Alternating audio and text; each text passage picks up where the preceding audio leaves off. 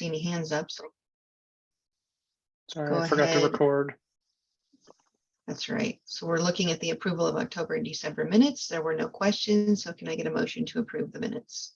So moved. And a second? Second. All right, so we have a motion by Jean, second by Waddy. Anyone have any questions, issues, opposition? Raise your hand. I don't see any, so we'll go ahead and accept the approval of October and December minutes. And then we'll move into the approval of November, December, and January. And is that the budget? That's not quite the budget yet, but I need to get a, we had obviously no meeting in November, then December and January treasurer's reports. I'll run through those, look for a motion for all three of those at once, and we'll hop straight into budget. So apologies, this will be quite a few numbers here coming at you in the next little bit, but I think it should be pretty straightforward, hopefully. Okay. Here's the November treasurer's report. As a reminder, we always go previous month. So this was back in October. The opening balance back then was a really healthy $62,548. We only had one deposit that month. It was one CMAQ check for reimbursement for Tammy, Catherine, and I, as we did some work back in September with the CMAQ grant. We had pretty normal expenses throughout the month. I will only point out one annual state tax kind of payment we had to make. And then our general insurance comes around every once in a while, $150. I think it's quarterly. The rest of this is pretty normal expenses for the month, right around that $20,000 number. Our ending balance back then was almost $50,000, 49,115.03. Our current checking balance as of this morning was $15,515.77, and current savings balance $95,366. That's all set aside for FlexRide and e-bike local match payments for the most part. Outstanding invoices back when I did this a couple of weeks ago was $26,679.65. Quite a few FlexRide payments and CMAQ payment from November in there, although you'll see we've caught up from that since the point when I made this report a couple of weeks ago. Are there any questions about November? Okay. I don't see any hands. I'm gonna truck along here unless I hear somebody yelling or see a hand, if that's okay. December treasurer's report, relatively similar month for us, although a little bit higher on the expenses side. Opening balance was, again, that almost $50,000 number. We had a couple more deposits this month. We had an RTD marketing quarter number 3 deposit come in. That's all of our RTD marketing contract that we get out there and do kind of events in the field where we go to stations and we were able to bill for certain meetings for RTD marketing grant. Happy to have that and look forward to having it again this year. And then another CMAQ payment came in. They're always right around that $7,000 or $8,000 number for us. The reason our debits were a little bit higher in the month of November back then for the December treasurer's report is because we had a CMAQ duplicative payment. CDOT double paid me for a month and I had to pay them back a check. So that came out of our account. I had to point it out to them, and I didn't want it to go to the end of the cycle and then, oops, excuse me, not realize that, you know, we were $4,162 short and not know why. So paid that back. And then I transferred into savings $6,250 out of our checking account, which essentially is just me writing a check into our savings account because it's part of our e-bike local match kind of funding from CCAA that we receive on an annual basis. That covered some accessories and things for our e-bikers and the $250 deposit on those e-bikes for those that can't pay that. That was transferred in. So those are the two reasons that are outstanding for non-normal expenses during the month then. Carson, will you just explain what CCAA is for the new people?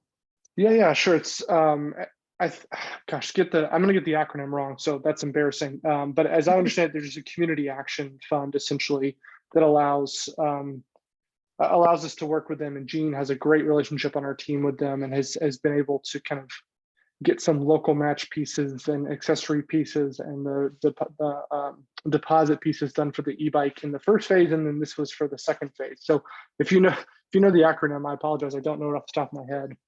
I don't know it either, but thank you for the explanation. We can look that up later. Yeah, sure. It's just a nonprofit community action group that kind of works with lower income folks, and that's what our e-bike program is targeted for. So there's a nice synergy there. Is it the Colorado Community Action Association? Yes, thank you. There we go. Somebody has Google pulled up. I appreciate that. Thank you, Nathan. Anytime. Professional Googler here. Let's see here. Our ending balance back when I did this was the same as the previous month because I did them on the same day, 30,121, lower checking balance, higher saving balance. And then the outstanding invoices, again, I did the November and December at the same time. So this number was the same. So we'll just skip right by that. This is where things change a little bit. You'll see some motion here. I just did this treasurer's report yesterday. This was our one from January. So we went back to the beginning of December for this one. Our opening balance back then was $30,121.82. We had a lot of deposits in the month of December. People were catching up from my bothering them over the past 3 or 4 months. So we finally got in flex ride payments for August, September, October, and November. Some of those came in lump sum, which was a lot of money for us. And we received a big payment from CMAQ right around that $7,000, $8,000 number, like I've talked about before. And then a flex ride local match payment from Broomfield for the flex ride. That was $15,000. That came in the month of December for 2022. We can talk a little bit more about that in a little bit about 2023 payments, but that was a 2022 payment that came in all at the same time. Our debits were, right in that $20,000 to $30,000 range, a little bit lower. This month, I'll point out a couple of the interesting ones here. NADA meeting expenses, $48.77. That's going to go up. We used to be able to use the old ACED ACEREP coffee machines back then when we had a great space to host NADA then. And the coffee was relatively cheap or free. And now we're having to kind of buy coffee for those meetings. That doesn't mean we're not getting reimbursed. NADA pays us for that essentially, but it is coming out of our account month by month. So that's something you'll see relatively regularly. And Tammy and I are working on maybe a bit cheaper solution than Starbucks, but it's the easiest and relatively the cheapest one right now, based on kind of where we're coming from and where we're meeting, considering we don't have access to the kitchen. And then $600 for a staff bonus. I was able to, at the end of the year, realize we had a little bit of unprogrammed kind of revenues coming in, and was able to give each person a $200 bonus. So that's the $600 you see on the screen there. Did not give myself one, but I did feel like the need to give everyone else $200. It's not much. We're a small nonprofit, but I know everyone appreciates it, and it's as they say, it's the thought that counts, I think, more than anything. So we're thankful for the hard work throughout the year of the staff, and we're able to get that done. The ending balance, this is the wrong date, I apologize. It's supposed to be 12/31/2022. It was $48,555. This is a really, really healthy balance for us at the end of the year. We're usually a lot lower than that. So that 48,000 is a good sign, and you'll see why that's the case when I go into the budget a little bit. We didn't have to expend as much this year as we maybe had thought at the beginning of the year. Our current checking balance is $33,521 as of this morning, and current savings balance is $81,583. You may realize that's a little bit lower than before. I've had to transfer in some saving funds to our checking account over the past few days to cash flow the payment for some of the phase 2 e-bikes.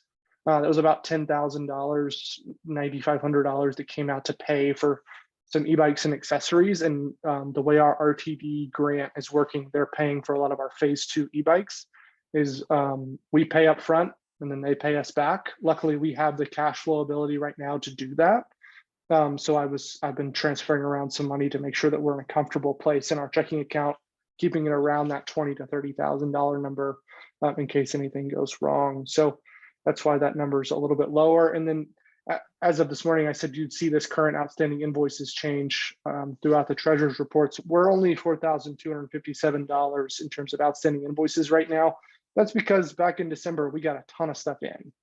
We're missing one of the CO7 payments, an RTD marketing payment from Q4 of 2022. And then we'll be submitting a RTD Flex Ride December payment, but that has not quite gotten in yet. Hit an administrative snag. So with that, I'll take questions about, I know this is a lot of administrative things along the months for treasurer's reports, but I'll take questions or thoughts. And I do see Jean's hands, and then I'll look for a motion. Go ahead, Jean. So moved, and then I have a comment. Okay, Lisa, did you have a question before we get to that? No, I just wanted to say, you're welcome to have the meetings. I just don't think we have enough space with AC Rep's new conference room. So I'd hate to be the reason that you have to pay for coffee, but you're always welcome to come back. And but I just think you've outgrown kind of our conference room space. Yeah, very kindly. So I did not mean that as any kind of slight or dig toward rep space. I was just hearkening back to how like perfect that old space was and how lucky we were to have that kind of ginormous conference room. But Adams County's been very generous in giving us the space downstairs in the Human Services building, which works great. The hardest part is I can't get in before 7 to make the coffee. So I have to bring it in from outside because I just don't have time. Well, and also along those lines, if you want to discuss, we've got a good partnership with Scooters Coffee, and they've been willing to do a sponsorship of some of our meetings. Ooh. So I could make sure that perhaps Tammy, I could get Aaron to connect you with them, and with the right recognition, Scooters kind of goes with transportation, so maybe they'd be willing to sponsor our meetings. That's funny. That was great. That'd be awesome. Thanks for those comments, Lisa. Any other questions before we accept the motion and look for a second? I don't see any other hands, so Jean's made the motion. Can we get a second? I'll second. Oops. All right, we have a motion and a second on the November, December, and January treasurers reports. Any questions, comments, or concerns, please raise your hand. I don't see any, so we'll go ahead and accept those treasurers reports. And then Jean, you had a comment? Yes, since we have a positive ending balance in a checking account, I would like to make the motion to give Carson a bonus of $250. I don't think it's right for him to go without one since he's stepped up and become the executive director. And so I move that the board approve a $250 bonus for Carson. Does anybody have any concerns with that, or everybody good? Comments that would be helpful.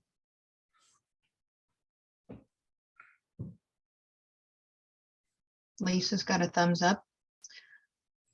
Thank you, Jean, for that suggestion and for recognition of Carson's work. Carson, are you able to move that around the way you need to? Yeah, I think so, Chair. Thank you, Jean, for the recognition. I appreciate it. I didn't mean it as a call out that I haven't given myself the bonus. I just didn't feel comfortable at the time. So yeah, I appreciate that. And you'll see it in a future treasurer's report to reflect the kind of will of the board. So Jean has made a motion to go ahead and give Carson a bonus of $250. Can we get a second on that? I'll second that. Ken is seconding. Any questions, concerns, issues? Raise your hand, wave at me. I don't see any, so we'll go ahead and accept. And Carson, go ahead and move that around and we'll look at it in the next treasurer's report. Thanks, Jean, again for that. Yeah, thank you, Jean. Did not anticipate that this morning. It's a nice surprise. Don't spend it all in coffee. Yeah, I was gonna say, I think it's gonna go straight to Nada coffee. Let's see. All right, I'm go gonna straight to the budget, or what do you want to do? Yeah, that's right, Chair. I think I'm just gonna go straight into the budget and then try to get as far through as we can and get these things ticked off while we have everybody in the room. Before I click to the next slide, I'm gonna caveat this a little bit. So we're gonna look at our board, our budget from a kind of high level picture, 2022 projected, 2022 actual, in terms of the reconciliation process that I've been going through, and then 2023 proposed. We'll look at it in two categories, kind of revenues and expenditures. Very simple, but I've categorized it out and I've changed it a little bit from years past based on just how I do some of my accounting versus Karen's practices. So here's our revenues slide. I have a revenue slide and then an expenditures slide. I'll have it all in one big spreadsheet. I'm happy to send that around later if you'd like to see it, although I think this is probably the best way to look at it this morning, keep our brains kind of segmented at the time. 2022 proposed here, as I said, 2022 actual in the middle, and then 2023 proposed. I'll just go through it line by line. And I think that's probably the best way to approach it. I promise it won't take that long. Our 2022 proposed existing members was $40,000. That was relatively right, although some of the payments for 2022 came in early in December, so we didn't receive those. So you're seeing our 2022 actual look a little bit lower, even though some of those payments came in early and some of them came in late. So the number doesn't exactly line up, although it is roughly 40,000. And then we received $4,000 worth of new members in 2022. So that carries us forward based on the weird accounting to $46,000 worth of existing members in 2023 is what I'm seeing right now. I'd like to bring in a couple of more new members for 2023. That's a pretty conservative goal. And I think honestly, I might get a little bit higher than that, but I wanted to keep this budget as conservative as possible and bring in 2 new kind of lower level members for 2023. Our local match piece, this is the Adams County local match they provide for our CMAQ grant. This is essentially just a lump sum payment that allows us to cover that roughly 20% that's required of us on our CMAQ grant. So that totals $20,787. That's exactly what they paid in 2022. And it's already in their budget hopper for 2023. Don't anticipate any issues there. The NADA contract, we anticipated $24,300 to be paid to us in 2022. We had to lower that budget as the admin piece because NADA was in the red a little bit. We had to bring it down to $20,000 in 2022. I've had to lower that again in 2023 to $16,000. Those dues are already out to all the NADA members, as I understand it, but the $16,000 is okay to cover our staff time because Karen is no longer on board. She was for the first couple of months last year. And it covers Tammy and I's staff time and then partially a potential new hire at an okay rate. It's between 15 and 20 hours a month for us to cover NADA, which we think is pretty healthy. And we're going to try to be pretty cognizant of not going over that number and being honest with NADA about how much time it takes to plan those things. So that's the story on NADA's kind of contract payment to us, the administrative payment to us. Their membership payment to us is a little bit different. So this is just each jurisdiction pays into NADA to essentially be a member of Smart Commute. This has stayed the same, $12,500 across. This is around $950 per jurisdiction to be a member of NADA, or excuse me, to be a member of Smart Commute. And that allows them to kind of be on all of our marketing materials and be a formal partner. Our DRCOG partnership grant in terms of revenues for 2022, we thought we'd get about $130,300 in the door from the CMAQ partnership. We only received $77,288. This is our own doing. We received the CDOT TMO support grant kind of at the end of 2021 into 2022. And we ended up expending a lot of our staff time working on that grant as opposed to working on the CMAQ grant. A little bit more flexible. We're able to bill at a little bit higher rate to cover some of our overhead. And we're thankful for that opportunity. We also didn't bill very much of Karen's time at the beginning of the year to this grant. And Tammy also lowered her hours a little bit in the middle of the year, bringing that number down even more. So it was just a culmination of a lot of things that kind of brought our projected down by about half at that time. We're projecting roughly $195,000 to be coming out of that CMAQ grant to fulfill the full 2-year cycle to its as much of the extent as we possibly can. That's going to be a lot of my time, a lot of Catherine and Tammy's time, as much as we can get, and then a lot of time, which I'll get into later, a full-time employee that we'd like to bill entirely to the CMAQ grant that we have funding for. Our FlexRide program funds. So we anticipated getting in the door $31,000. We actually got in $61,337 last year. Jean's time was a little higher. Transit costs were a little bit higher. We're proposing a little bit kind of right in the middle because that grant ends at the end of September. So right on track with that $61,000 in terms of rate per month, but it doesn't go the whole year. So it's a little bit lower than that we're projecting for 2023. Our e-bike funds, we were projecting to get about $2,887 in the door. We got $8,150 in the door. That essentially covered some of our e-bike cost. Here comes Kyle. Let me let him in. Some of our e-bike costs throughout the year for phase one participants, including some of the local match pieces, that $6,000 from CCAA that I talked about earlier, that's in this category from our 2022 actual. We're projecting to get in $81,300 on our e-bike kind of program in 2023. The reason we're projecting this to go up tenfold is because we're anticipating launching, we've already launched part of it, phase two of our e-bike program. So that's 25 new e-bikes on the road. So we're gonna have to pay for those e-bikes and then get that money back from RTD and a little bit of leftover CEO funds from phase one. So while that looks like a big number we're getting in the door, it's gonna go right back out the door as soon as we pay for those things. Bit of a revolving door there on that grant. Our FlexRide local match piece, we were anticipating getting $108,000 in last year based on a number of factors, and we only got in 30,000. That's because some of the payments came in a little bit early, some have come in early this year. It didn't exactly line up with the calendar year in terms of how much we were getting, although we were a little bit lower than we anticipated in 2022.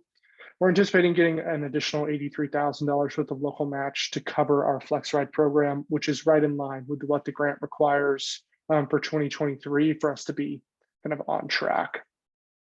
I know that's a big gap, but I promise it's not scary from my end. I spent 3 hours on the phone with Gene yesterday and RTD trying to reconcile that, and we feel good about where we've landed. The TMO support grant, this was the $60,000 grant that we got from CDOT to take on the new website and the bike gap analysis piece of our work last year. It was $60,000. We were able to expend $56,641 of that. I'm not budgeting for anything in that grant category this year, although we do anticipate, and I have heard kind of concrete rumors from CDOT's Innovative Mobility team, they're going to be coming back with a new grant for TMOs in the new fiscal year. I don't know what that looks like. I have no idea what the payment is. I don't know how long the grant period would be, so I'm just not going to put it in as a line item. I can't count on it, and we're healthy without it, so I'm just going to use it as gravy, essentially, if it does come in the door, and we'll get a little creative with how we fund some things moving forward, maybe something to do with the FlexRide extension, something like that. Transfer from savings, we typically don't count this, but we had to do a lot of transferring last year, and I wanted to do it on both the revenues and the expenditure side, just so we can see how the money flows in an accounting way. We didn't propose anything in 2022, but I did end up having to transfer $20,000 into savings, or from savings into checking throughout the year for cash flow purposes. We got a little bit low in the checking account, had to transfer in some money to keep it healthy to meet payroll at the time. We have not run into that problem since the middle of the year. I did just transfer in for e-bike payments, but that's a different situation and a very large lump sum. So I'm down to the end here. We projected $13,575 in terms of cash flow contingency just sitting in our checking account, essentially. We ended up having, as I said, at the end of our December treasurer's report, we had $48,555 left in there, which is extremely healthy. And we're able to use some of that for e-bike payments and for bonuses, some things we typically are not able to do in the past. In our 2023 proposed, I'd like to keep that number around $20,000. That's the healthy 1 month buffer for us in terms of inflow, outflow. You've seen that our kind of expenditures month by month are right between 20 and 30,000. So if I can keep that 20,000 in there as a cash flow contingency, if something goes wrong, we don't receive payments in from RTD or CDOT month by month, then we have that in there to make payroll. So that's our revenue picture heading into 2023. I'll take questions here on this piece, and then I'll move into the expenditures piece, how we spend that $548,679. Any questions? Carson, Lisa? as someone else who also manages budgets, you know, you were mentioning payments in December for 2022 or later payments, and I always capture those in deferred revenue so that I get a true picture of what was paid for that year. Is that not something you've considered in your budgeting? Yeah, I do it in the background, Lisa. Okay. I don't do it for this high level budget, but we do kind of a true cash balance in the background with our accountant. It just gets a little wonky in terms of how I show it to the board. And we've done it this way for a number of years. Karen has done it this way. Didn't want to be honest with you, didn't want to rock the boat and wanted to keep it the same here in terms of what we're looking at. So that's part of the reason why I know it's not the best. I'd like to change it in the future, but kind of didn't want to do it this year. I know ripping the Band-Aid off is hard because I did that last year, but Yeah. it might give you a better financial picture sometimes. So that's my only comment. Otherwise, it's very healthy looking and well thought out budget. Thank you. Any other comments or questions? I don't see any. All right, I know you don't have very much time left, Jessica, although we do have a pretty good quorum, so we should be okay if you need to hop off. But I'm gonna speed through our expenditures here. This is a little bit simpler and there's a lot more line items. It gives us a better accounting picture heading into next year. It allows us to see where everything's flowing in a better way. And I've added a lot of these in from previous years. I quarter of the way ripped off the Band-Aid, Lisa, so to speak, on this piece and added in a lot of new stuff. So our Flex Ride and e-bike program, this is still one big line item. We're trying to keep all that funding separate from our traditional other grants, keep everything siloed so that we can understand the accounting inflow and outflow from each individual grant as best we can. We projected 134,000 in 2022. We brought in, we only expended 41,214. That is because we did not launch phase 2 of our e-bike program in 2022, and we were not required by RTD to make local match payments on the Flex Ride. We anticipated both of those things to happen in 2022. Neither one of them did. We were not able to launch our phase 2 of our e-bike program until very late in December, early January, and the payments didn't go out until January. And we were not asked by RTD to make local match payments on the Flex Ride program. And so that's why that number is so much lower. That number we're anticipating in 2023 to be $297,000, almost $300,000 worth of outflow for both of those programs. That's going to be the rest of phase 2 on our e-bike program. Our Flex Ride local match payments, which is well over $100,000, and then kind of Gene's salary and administrative fees to run both of those programs. Those are the 3 categories adding up to that almost $300,000 number. That's a lot of our budget heading into next year. As you can tell, 533,000 is our total at the bottom, and 300,000 of that is stuck in one category. I don't love that it's all combined here, but I do it differently in the background, just so you know, and we keep track of each one of those. But we're on track to inflow a lot of money this year and outflow a lot of money this year on both of those programs, and seem to be on track for that heading into the end of September when both end. I want to pause there because that's probably the hairiest category. Okay. Questions? I was just going to say, maybe when you get into the actual expenditure, to break the 2 out and show more of the detail of how those are being used, because I think they're both distinct in their own way. Yeah, that's a really good comment, Chair. As I went through this process, I really want to come back to the board in February or March and just do a slight deeper dive into the Flex Ride and e-bike program budgets. I didn't want to do it here today because I thought it would take way too long. But it's a good comment and something I thought about as I was putting this together, and I think it might deserve its own agenda item. I don't see any other hands up or anybody waving. All right, good. The rest of these are pretty normal. I'll just point out some of the discrepancies and some of the bigger ones here as we go down. Payroll, we anticipated 240,000 in 2022. We spent $203,391 in 2022. That's because we just didn't quite anticipate. We thought we might bring on somebody new this last year. We didn't do that. Karen's salary was a little bit off in terms of how we projected it out throughout the year. So we were a little bit lower than we anticipated, but well within the margin of a normal budget. We're anticipating that being $210,000 in 2023. That does account for a new hire. It also accounts for the fact that Catherine's hours will be weaning back. She has her 5th child here soon. So that we're projecting out in the year for staffing for this purposes. So it's going to go down on one side and it's going to go up on another side. That'll total out right around $210,000, we think. We anticipated $10,000 worth of payroll expenses in 2022. I changed this category up a little bit and lumped it in with our payroll here. So this number included our payroll tax withholdings, $10,000 projection.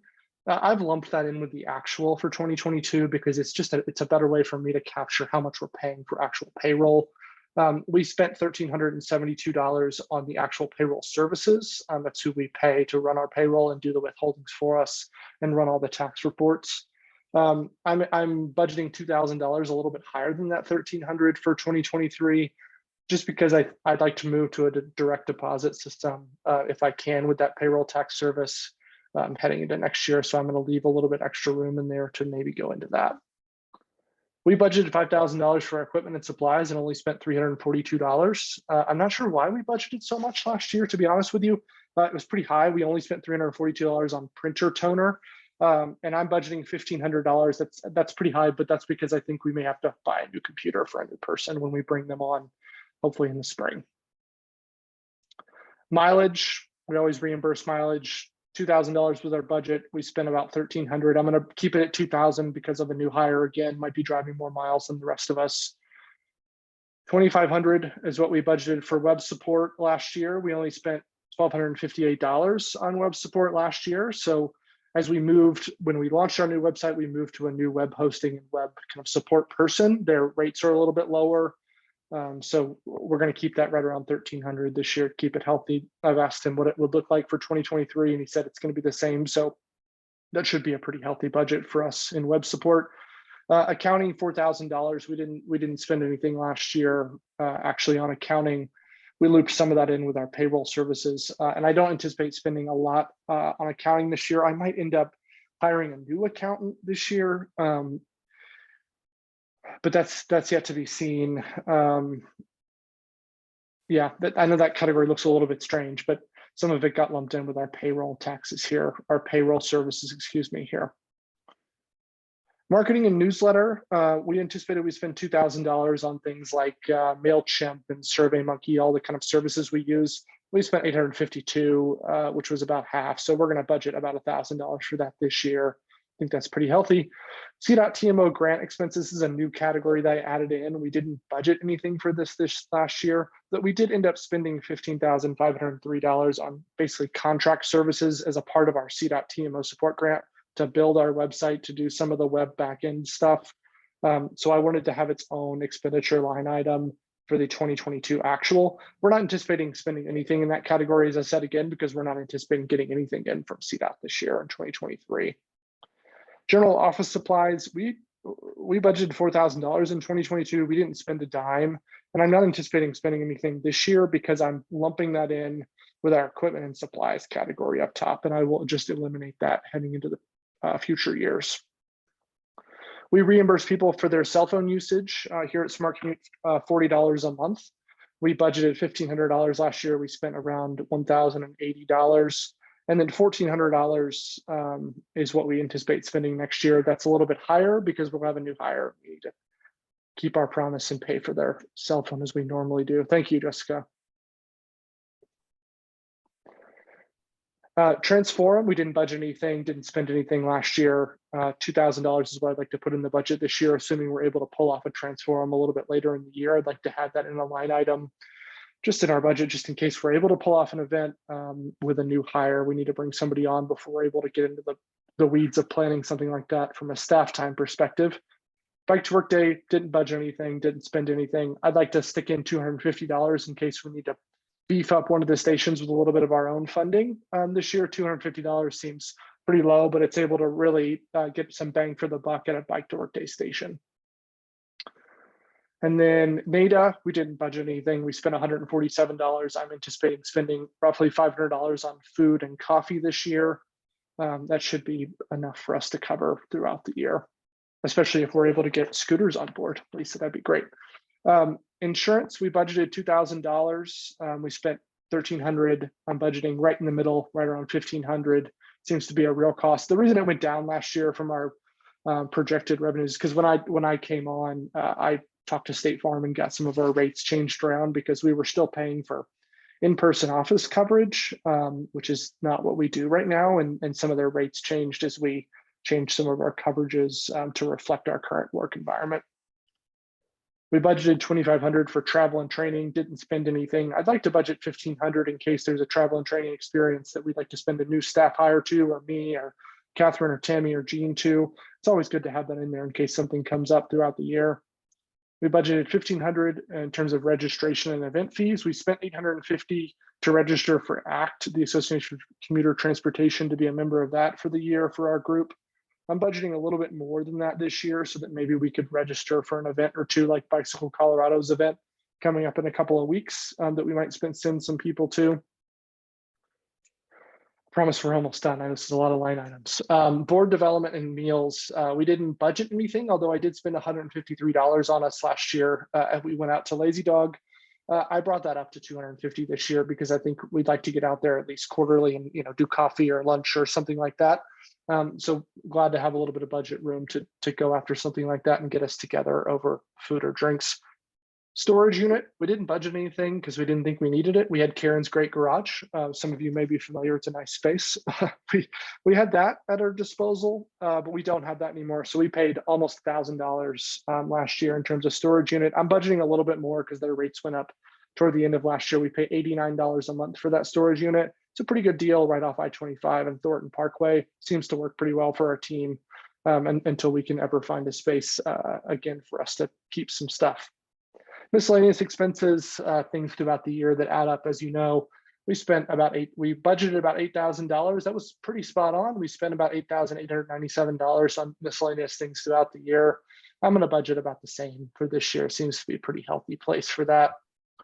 Transfer to savings. I did expend, in terms of expenditures, moving money from our checking account to our savings account, $36,250. So that's, if you remember, we took out of savings $20,000 on the other side. We put back into savings $36,250. That's a net positive of $16,250 that we put back into savings that we're anticipating will be used for our FlexRide local match. That's a portion of our kind of Amazon St. Anthony North payments that are agreed upon to be spent on that. And then some things from Broomfield, the 15,000, and then some of them things throughout the month or throughout the year that we were able to transfer back into savings to be set aside for that. Our unprogrammed revenue, the projected, was 25,000 last year that we didn't have anything to spend on, which is great, right around that healthy balance. We actually had, in terms of unprogrammed revenues for 2022, around $90,000 left over. That includes savings and checking account that were not already accounted for. In 2023, I'd like to keep that around that $15,000 to $20,000 number. So I've just plugged in 15,179. Hard to project that far out for us at this time, given how much is going to be inflowing and outflowing from the FlexRide and e-bike programs this year. Part of the reason why it's hard to project that is because our local match depends on things like fuel costs, operation costs for the FlexRide, and that changes, as I'm sure some of you on this call, Wadi probably specifically knows, and Jean, that changes quite often. So the FlexRide payment for local match can go up and down day by day. So that leaves us with a total of $533,500 worth of expenses. This is our biggest budget year by far in Smart Commute's history, but we're still at a net positive. We're in the black by about 15,000 based on my budgeting with our kind of accounting folks and Jean and everyone else on our team. So with that, I would look for questions and then a motion if everyone's ready.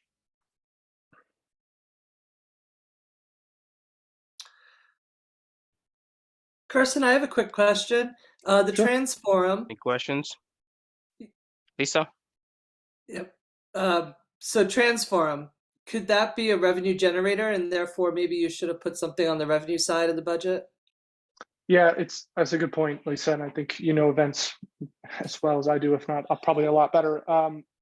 It typically ends up being a wash for us, to be honest with you, and it may be, in terms of revenues, we're probably not going to get any revenues on the front end from registration fees or anything like that. We typically try to put that straight back into the event, but I know from a membership perspective, it may bolster new members, and that's probably what you're alluding to. I haven't run a Trans Forum since 2019 in person, so I don't feel comfortable budgeting out what that might look like. Events are weird nowadays, and I didn't want to put it in there because I still felt like we were in a healthy place. If we weren't in a healthy place, maybe I'd get a little creative and say, yeah, we're going to bring in a couple new members from Transform. But I just kind of left it alone and left it on the expenditure side. Thanks. Yeah, good question.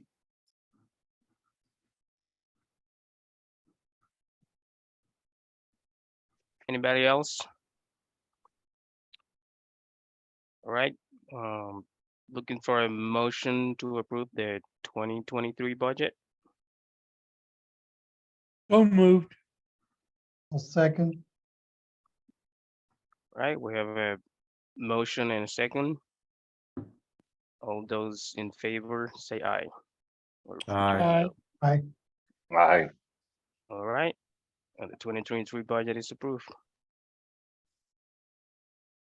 Thanks, Swati, for taking over there. Seamless transition between you and Jessica. Thank you for that. This is the last thing on our agenda, and I will probably give back everyone's time. We do need to ratify the board at this meeting, to ratify the executive committee as we move forward. So we were not able to do this in December. Wanted to flash up on our board here from 2022. We had a great group and brought on some new people as we headed through 2022. The one person on here, as we get into a time when we may add more people or other people, Joe Dudek sits on our board from Amazon Den 3. He's never joined. It's hard to get him on here, so there may be an opportunity to potentially add someone else from Amazon side.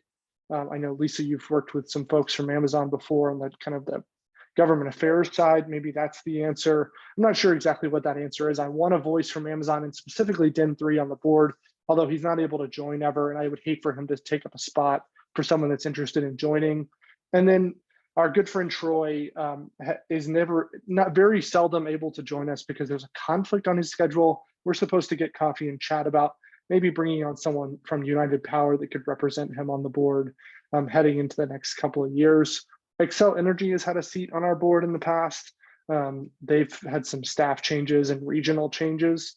Not sure if they'll sit on it again. I'm in conversations with a couple of people over there to see if it's the right fit for them to join the board. We do have kind of one more spot. We could add somebody heading into 2023. So I'm going to move into, we looked at this in December. This is just the board responsibilities, pretty straightforward. And I always send this to any potential new board member. It's essentially talking about our, making sure we're a financially sound institution and we're, focusing on our organization's mission and then helping me to go after new members and carry out that mission as Smart Commute. It's a relatively low lift to be a member of the Smart Commute board. We'll try to meet roughly quarterly to go out and have coffee or drinks or ride a bike or whatever it might be. But typically we have virtual meetings and we talk about everything going on in the North Metro and be a nexus point between private industry and kind of the transportation public space. I'll leave it at that. And then we had a 2023 executive board for, word soup this morning, executive board vote that we need to have here. Jessica's has volunteered her time to be chair again. And I know Wadi had talked about volunteering your time to be vice chair again, which I greatly appreciate. I know there had been some interest for maybe, Jean, for you to walk away from the treasurer position after serving for a number of years and maybe bringing on someone else. And you had talked about being open to that idea. At this time, I'd look for kind of a floor. If there's floor discussion around that, that would be great. If not, I know, Jean, you're willing to do it again, but I would open the floor to you, Vice Chair, to kind of lead that discussion a little bit. Yeah, I mean, at this point, if anybody has any interested on stepping in, please raise your hands. So I know I've chatted a little bit about in the past few months of just becoming more involved from my end. I don't want to step on toes, and certainly want to acknowledge the great work that's been done with others in the past. I am more than happy if the board feels want to go that direction to step into a treasurer position and become more active on the executive board. Just being commuter and resident myself, but also understanding a lot of the land use and development and private transactions, I'm happy to become sort of more involved in that executive board at the same time. So happy to throw my hat in for that treasurer position. Also completely understanding and aware of all the great work that other folks and Jean, especially yourself, you've done. So, but happy to step into the role if the board, so desires.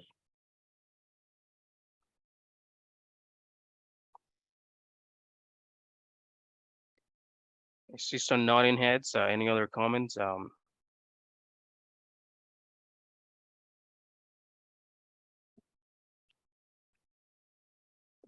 I guess from my position, I don't know if it's appropriate, but just thanks for having the willingness to step up. I think I think Jean had said in the past, it's always good to have rotation on the board, and we would look for that next year, and probably the other two positions, chair and vice chair too. We don't like to keep people on too long, but I would look for, I do need a motion if we're going to go this direction. I would also look for discussion or support for this move, or opportunity to talk about not making the change.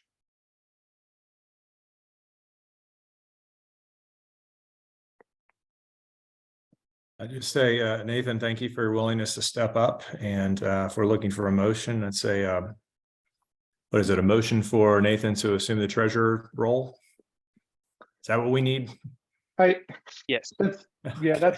I think we need that, and then kind of an overall, this is the executive slate, which is all lumped in together, if that's the motion. Amend the motion to include chair as Jessica Sandgren and vice chair as Wadi Burgos. I'll second the motion. All right, we have a motion and a second to confirm the 2023 executive board. All those in favor say aye. Aye. Aye. All right, motion passes. We have our 2023 board. Thank you. Thanks. I do want to just pause, Jean, if you have anything to say. I know this. Thank you for your years of service serving as treasurer, and it's not like your role is going to change. You're still going to be here and have a lifelong membership here with Smart Commute. So if you have any comments you'd like to say, I don't want to leave you out. Yes. Smart Commute is something that has been, was started many years ago. I got it started and then got the grant to get the actual group started. Working with Dr. Cog and CDOT and RTD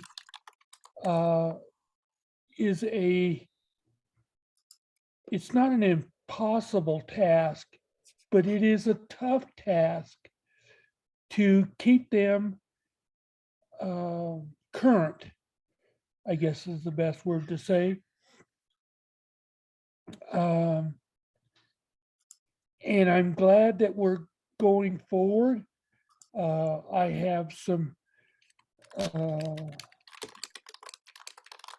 I wish I was continuing more on the thing, but I'm still going to be a member because I have a passion for transportation, and in the future we need to get more involved in things like commenting on the regional rail along the Front Range. We need to make more of people using e-bikes, and hopefully getting to the point where we become a board of being more vocal in assisting the citizens in this area get around in their transportation needs. So thank you all, and I guess I'll end there. Thank you. Thanks, Jean. We really appreciate your service and involvement. Thank you so much.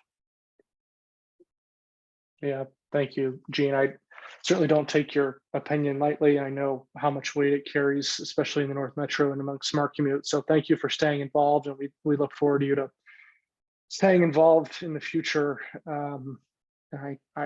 As you know, the treasurer's role is not anything too heavy of a lift, so hopefully it should be a pretty easy transition here as we move into next year. We don't have too much time left. Before I do end, and then I know Lisa wants to say something too. I just want to say I'm not going to talk about our work plan refinement. I feel pretty good about that. Maybe we can kick it to next month. I'm going to go after a new hire, like I said, in the next couple of months. We have some budget to do so starting in April in our CMAC grant. So my idea is to start advertising for a role, a lower level, essentially employer outreach role, starting in February, and would be looking to kind of go through the hiring process in March and then start them roughly April the 1st. This aligns when Catherine's hours would be waning back, and this person would be taking over some of that work for us. We've been reaching out to the CDOT intern program and the Front Range Community College program and a few others, but we'll be broadcasting that a little bit more widely in the future. So if you have networks and people that you know are looking for kind of a 1 to 3 level years of experience type role that are interested in sustainability or transportation, I'm especially looking for someone that has Spanish as a second language to help us with some outreach events would be very, very helpful. We're going through that process now, and I would look to you all for working your networks to help me with that when the job description becomes a little bit more clear on my end. So that's all I have on that front. I know Lisa's dropped something in the chat here and may want to chat about it for just a sec before we end. Yeah, thanks, Carson. I have some thoughts on that role, so that would be great to work together. I just wanted to let everybody know on this call, if you haven't seen it through other channels, our development council has scheduled an event for next Thursday to really talk about transportation infrastructure, what decisions were made in the past, what we know is funded now, and where we're going in the future. And we're opening this up for people in our region, if you're members of the Adams County Regional Economic Partnership, or if you're not. So it's going to be a great discussion at the Adams County Workforce Center next Thursday at 8 a.m. Commissioner Baca, Tom Stone from Adolphison and Peterson, representatives from RTD and from DRCOG. So the Development Council meets on a bi-monthly basis, and they really talk about more construction, infrastructure, and projects moving forward that impact our region. So I just wanted to invite others on this board that might not have gotten it through direct channels, some information. Thank you, Lisa. I look forward to it, and I think it'll be a great event. And yeah, we can't have enough conversations about transportation and in North Metro, and I'm looking forward to kind of partnering with ACEREP heading into next year on how we get creative around smart commute and business outreach in the North Metro as we, head into the new normal. It seems to be solidifying a little bit. Thanks, Karsten. I appreciate the opportunity.